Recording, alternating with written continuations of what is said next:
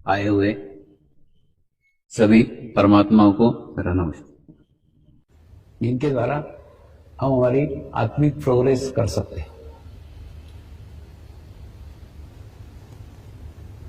लेकिन उन मार्गों से हम आज विमुख हो गए। जिस प्रकार से उनका अवलंब करना चाहिए वैसा अवलंब नहीं करते। उसमें का एक मार्ग है पूजा।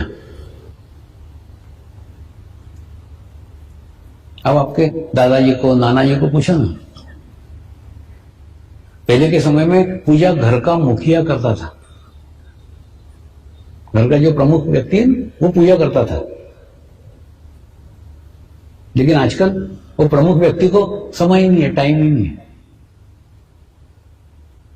वो अपने धंधे में, अपनी नौकरी में लगा रहता है, उसको पूजा करने को टाइम ही नहीं रहता। तो वो क्या करता है, पत्नी पे डाल देता है। पत्नी भी आजकल नौकरियां करने वाली है, उनको भी टाइम नहीं रहता है। वो क्या करती है, अपने कॉलेज जाने वाली लड़की के ऊपर डाल देती है, तू कर। कॉलेज जाने वाली लड़की को भी टाइम नहीं रहता, उसको बहुत दूर कॉलेज रहता है। वो अपने और छोटे जो 10वीं में भाई है उसके ऊपर डाल देती है कि तू पूजा कर। 10वीं वाला भाई, उसका अभ्यास रहता है, तो और छोटे अपने 5वीं वाले भाई के ऊपर डाल देता है कि तू पूजा कर। वास्तव में पूजा मन की एकाग्रता करने का माध्यम है। क्रमबद्ध तरीके से, लयबद्ध तरीके से पहले रेशमी वस्त्र पहनना, और मन में भाव लाना कि मैं ये परमात्मा के लिए कर रहा हूं। फिर चंदन घिसना, और चंदन घिसते समय भी ये पूर्ण भाव रखना, ये मैं परमात्मा के लिए कर रहा हूं। फिर एक एक भगवान की मूर्ति को नीचे लाना, उसको पानी से मिलाना, दूध से मिलाना, फिर पानी से मिलाना, फिर पोंछना, फिर चंदन लगाना, हल्दी कुमकुम चलाना, फूल चढ़ाना, कपूर जलाना, अगरबत्ती जलाना, प्रसाद दिखाना, आखिरी में आरती करना, जय देव जय देव जय देव। यानी क्रमबद्ध तरीके से, लयबद्ध तरीके से मन को एकाग्र करने का माध्यम पूजा है। लेकिन आज इस माध्यम से हम विमुख हो गए, वंचित हो गए। आजकल पूजा करने को किसी को टाइम ही नहीं है। सबसे घर के छोटे बच्चे को पूजा करने को बोलते हैं। वो बच्चा भी मजबूरी में करता है, उससे छोटा कोई होता ही नहीं, तो सब भगवानों को लेता है, खड़खड़ खड़खड़ खड़खड़ होता है, रख देता है। अच्छा, घर के लोग भाषा भी ऐसे बोलते हैं, बर्तन मांज डाल, कपड़े धो डाल, पूजा कर डाल। यानी बर्तन मांजने में और पूजा करने में कोई भेदभाव नहीं है, दोनों समान है, एक जैसे काम है।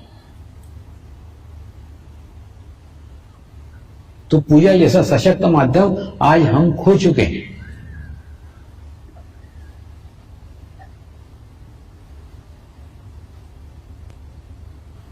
दूसरा माध्यम था मंदिर। मंदिर में जाकर के पूर्ण भाव के साथ मूर्ति से अपना संबंध स्थापित करना।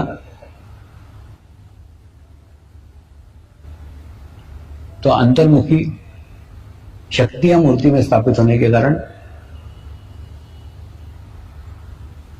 हमारी भी अंतर्मुखी यात्रा प्रारंभ हो जाती है, और हमको मंदिर में जाके अच्छा लगता है।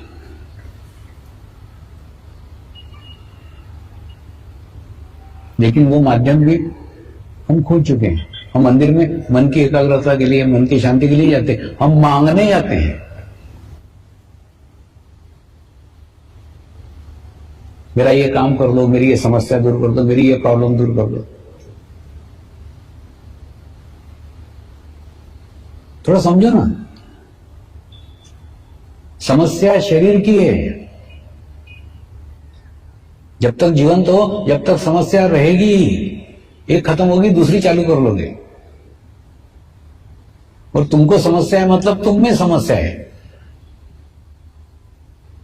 तो मंदिर जो एक अच्छा माध्यम था जिससे अंदर की स्थिति अच्छी हो सकती थी, वो साधन भी हमने खो चुके हैं। वहां भी मांगने को जाते हैं। तीसरा साधन था दान। भारतीय संस्कृति में दान का भी महत्व है बहुत। दान यानी कोई आए उसके लिए 1 रुपया फेंक देना दान नहीं है। अपनी समस्याओं से अपना चित्त हटा करके दूसरों की समस्या की तरफ देखना दान है।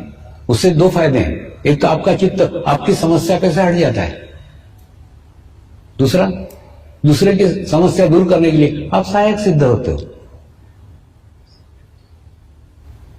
वास्तव में देखा जाए ना,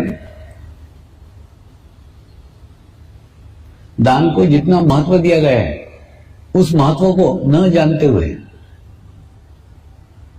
हम दान करते हैं, तो दान की जो रिजल्ट आना चाहिए,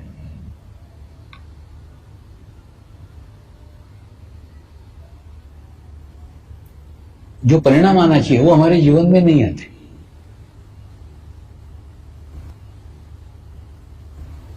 आप ही आत्म परीक्षण करो, मैं जो कह रहा हूं कितना सत्य है। हम दान इन्वेस्टमेंट करने जाते हैं और बोलते भी 1 रुपया दोगे तो 10 लाख मिलेगा। मैंने वो कोई म्यूचुअल फंड है क्या? कोई शेयर है जिसमें तुम 1 रुपया दोगे और 1 लाख मिलेगा? यानी ये इन्वेस्टमेंट करने जा रहे हैं, दान नहीं है, ये इन्वेस्टमेंट है कि मैं 1 रुपया दूंगा तो मेरे को 1 लाख मिलेगा। ये इन्वेस्टमेंट है, ये दान कहां हुआ?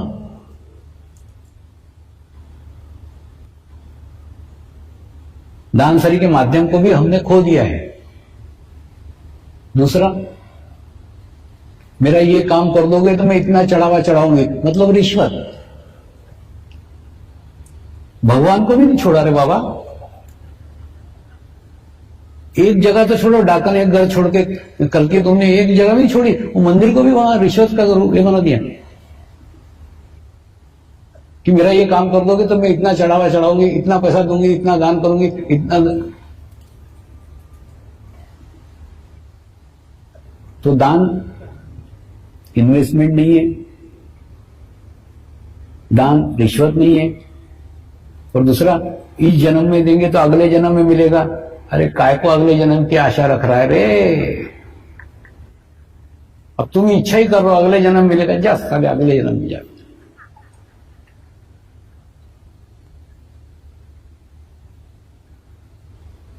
क्यों अगले जन्म का सोचते हो? तुम्हारी सोच ही कैसी? देखो, दान को भी अगले जन्म में मिलेगा, इस जन्म में दोगे अगले जन्म में मिलेगा।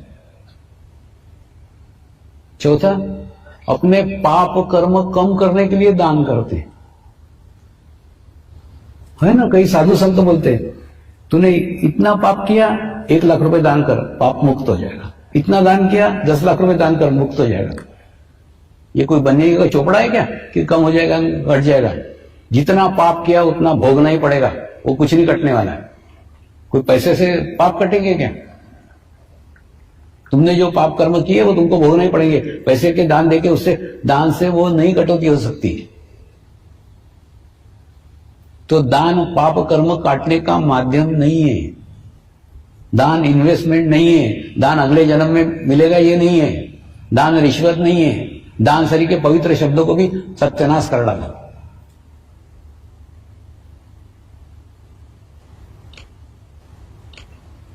दान केवल और केवल आत्मा को प्रसन्न करने के लिए दिया जाता है।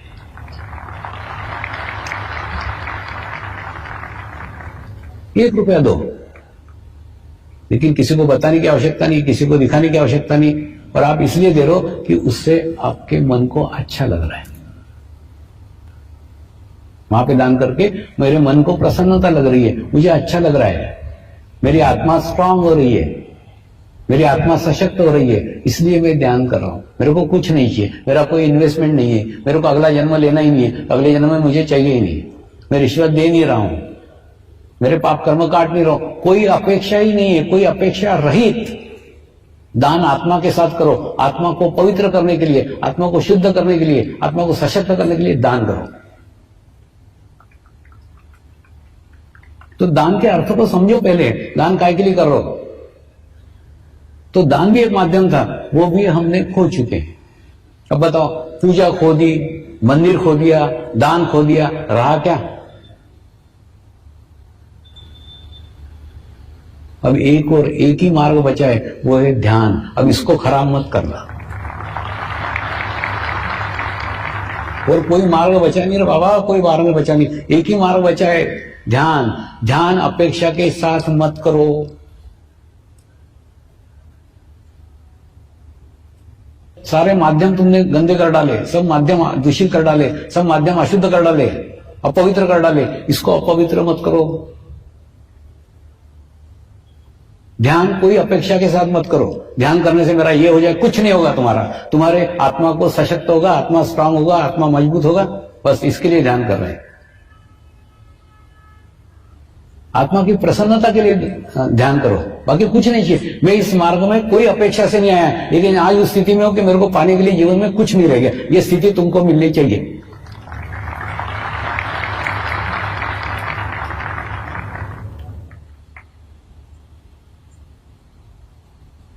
अपेक्षा रहित तो दान दे, कोई अपेक्षा नहीं है। मैं थोड़ा समझाता हूं।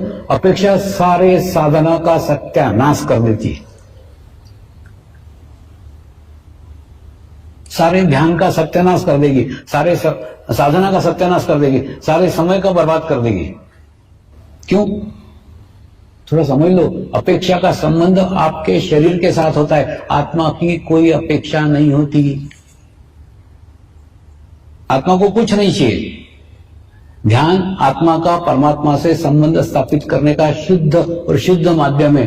उसमें अपेक्षा ला करके उसको अपवित्र अशुद्ध मत करो रे बाबा, आखिरी मार्ग है ये।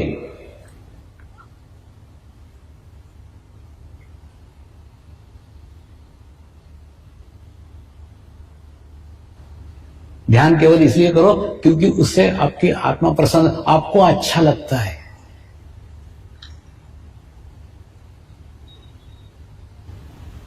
क्या होता है? मेरे को तो सब दिखते रहता है,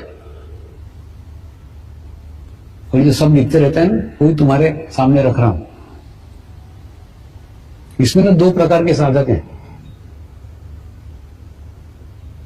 एक साधक है, वो कोई ना कोई अपेक्षा लेकर के आते हैं, मेरा ये कार्य हो जाना चाहिए, मेरा ये काम हो जाना चाहिए।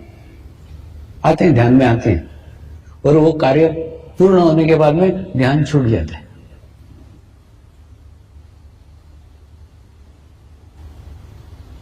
ये भावपूर्ण साधक है, पूर्ण फेत से आएंगे, पूर्ण भाव से आएंगे। छप्पर लगे फटने तो प्रसाद लगे बटने। जब इन पे संकट आता ना, आपके ध्यान करेंगे खूब, और जैसे संकट चला गया फिर राह देखते, दूसरा संकट आएगा फिर ध्यान करेंगे। अरे रेगुलर ध्यान करेगा तो संकट कभी आएगा ही नहीं।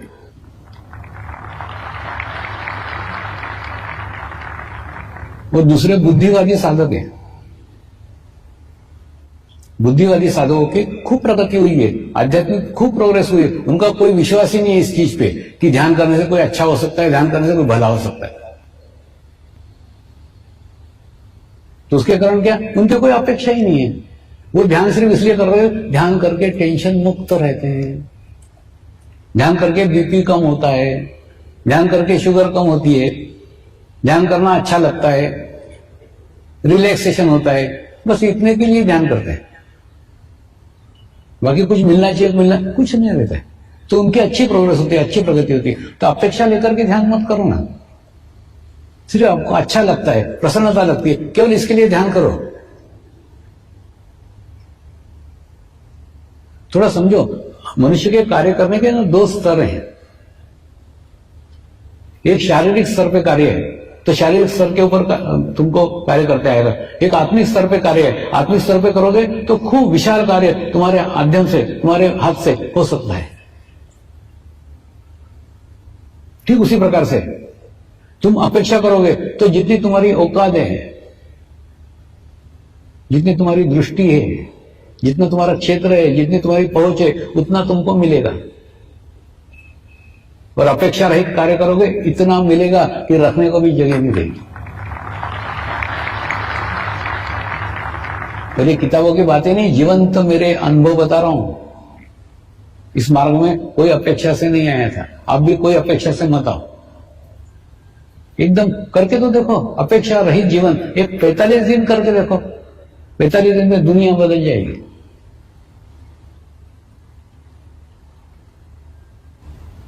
अब हम ध्यान करेंगे, मेडिटेशंस करेंगे।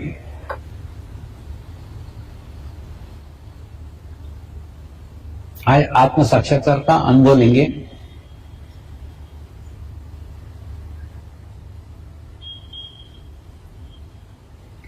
एक स्वीट डिश बना करके आज मैं आपको खिलाऊंगा, तो उससे आपको एक कॉन्फिडेंस आ जाएगा।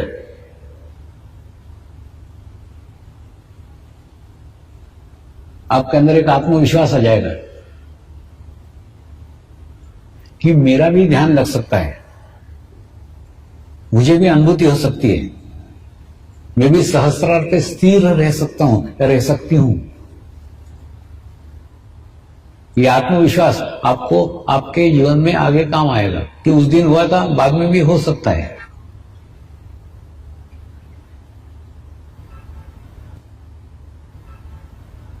आज हम परमात्मा से आत्म साक्षात्कार मांगेंगे। आज हम परमात्मा से अनुभूति मांगेंगे। अनुभूति कितनी दिव्य है, अनुभूति का संस्कार कितना बड़ा है। क्या आप सोचो, भारत जैसे धार्मिक देश के अंदर एक मंदिर न बनते हुए कितने सारे आश्रम खड़े हो गए। अपने कोई आश्रम में कोई मंदिर नहीं, सब फ्रेम खाली है, जिसको मानना उसको मानो। कोई भगवान का कोई मंदिर नहीं है। नहीं तो बिना मंदिर का कभी कोई आश्रम नहीं होता। अपने आश्रमों में किसी कोई मंदिर नहीं, कोई भगवान नहीं, कोई मूर्ति नहीं, कुछ नहीं, क्योंकि प्रत्येक ने अपने भीतर भगवान का अनुभव किया है। परमात्मा की अनुभूति भीतर की है, अंदर की है। अब भी अनुभूति को प्राप्त करो ना, फिर आप किसी भी भगवान को मानते हो, किसी को भी मानो, किसी भी धर्म को मानो, किसी को नहीं। यह अनुभूति का ज्ञान है, यह अनुभूति का नॉलेज है। ये ग्रहण करो, अपने अपने धर्मों को समझो। कैसे बताता हूं, यह समझ लो एक हिंदू है, वो अंगूठा छाप है, उसको पढ़ा लिखा नहीं है, तो गीता ग्रंथ उसके कोई काम का है क्या? नहीं। वो गीता की पूजा कर सकता है, लेकिन गीता को पढ़ नहीं सकता, गीता का अर्थ समझ नहीं सकता, क्योंकि अनपढ़ है। एक क्रिश्चियन है, उसके हाथ में बाइबल है, उसको भी पढ़ा लिखा नहीं है, अंगूठा छाप है, तो बाइबल का क्या कर सकता है? आदर कर सकता है, रिस्पेक्ट कर सकता है, लेकिन उसको समझ नहीं सकता, उसकी बातों को नॉलेज नहीं ले सकता, उसका ज्ञान नहीं ले सकता, क्योंकि अनपढ़ है। एक मुस्लिम है, उसके सामने कुरान है, कुरान का रिस्पेक्ट कर सकता है, आदर कर सकता है, झुक सकता है, नमस्कार करता है, लेकिन उसमें से कुछ ग्रहण नहीं कर सकता, क्योंकि अंगूठा छाप है। तो अंगूठा छाप लोगों के लिए तीनों ग्रंथ कोई काम के नहीं है।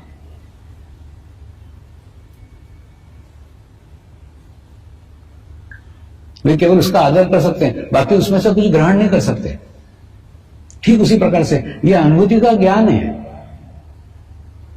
यह अनुभूति का नॉलेज है। इसको ग्रहण करो और अपने अपने धर्मों को समझो।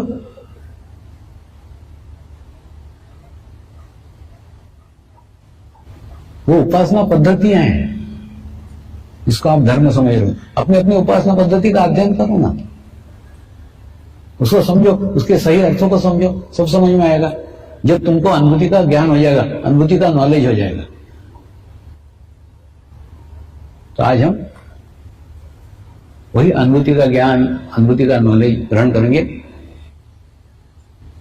और जो बिल्कुल नहीं नीचे बैठ सकते, या बैठना संभव ही नहीं है, वो कुर्सी पे बैठे रहे। वो कुर्सी पे अगर बैठे रहे तो अपने पैर के तलवे जमीन के साथ स्पर्श करके रखें, चप्पल निकाल करके, मोजे निकाल करके टच करके रखें। अन्यथा अगर जमीन पे बैठोगे तो खूब अच्छा रहेगा।